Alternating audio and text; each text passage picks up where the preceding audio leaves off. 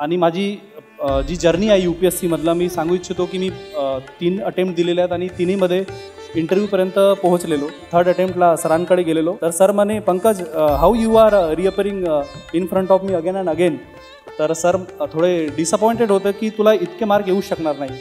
आणि सरांचं डिसिप्लिन त्यावेळी मला कळलं की त्यांनी 2 वर्ष आधीची चिठ्ठी माझ्यासमोर काढली की मी 190 अबोव कुणाला देत नाही म्हणे. आणि जस्ट फॉर सेईंग ऑफ आणि boosting I am not saying that. आणि definitely as rightly mentioned by previous candidate की precision of knowledge even my medical knowledge also was enriched by sir's interaction. आणि खरंच सर मी तुमचा शब्द सार्थ ठरवलेला आणि I got 193 marks as exactly predicted by you. मुलं जे स्टुडंट्स इथं बसलेले आहेत त्यांना सांगू इच्छितो की please don't lie to yourself when you are going to sleep. तुम्ही आठवण करा की आज मी दिवसभर काय केलेलं आहे आणि पुढे काय करणार आहे. असं म्हणतात की your planning should be concrete आणि that's the way ahead in any exam. Just not UPSC but chase the excellence. Dharmadhikar सरांच्या तुम्ही स्पीच बघाल यूट्यूबवर खूप आहेत.